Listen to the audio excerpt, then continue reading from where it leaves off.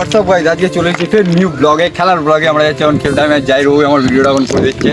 আর যেরকম যে তোমরা জানো সেলফি স্টিকটা কিনেছি, ওইটাতেই এখন সব ব্লগ করি। আর একটা মাইকও কিনবো, আর দুদিন কাজ করে এটা কিনেছি, আর এর ভিডিও আছে সব বলবো। তো চলো আপাতত মাঠে, এই মাঠে সব কিছু দেখাবো। এই যখন চলে এসেছি মাঠে, ওই যে যাবো সবাই খেলছে ওখানে, আমরা যাবো খেলতে। এখন চলো যে খেলা শুরু করি, হয়তো 6 মারা খেলা হচ্ছে। তো চলো খেলা দেখাই তোমাদের কাছে। ওখানে অনেকেই আছে, চকলেট ভাই, কালু ভাই, সবাই আছে ওখানে। ওখান থেকে তোমাদেরকে দেখাবো। তো চলো, ওয়েদারটা দেখো গাইস, এখানে হেভি ওয়েদার আছে। ঘরে খুব গরম হচ্ছে, বাট এখানে বহুত ঠান্ডা, নাকি ভাই?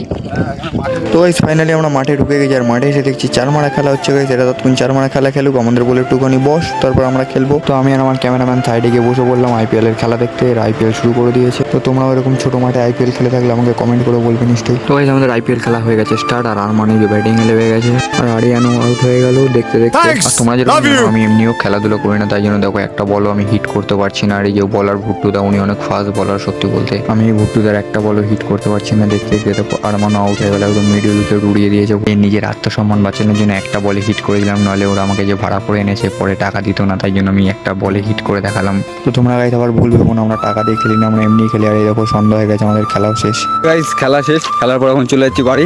তো আজকের জন্য ব্লগটা এইটুকু ছিল। তো ভাইকে সাপোর্ট করবে, আর লাইক সাবস্ক্রাইব সব করে রাখবে। তো টাটা আজকের জন্য। এরকমই নতুন নতুন ব্লগ দেখার জন্য ফলো করে রাখবে।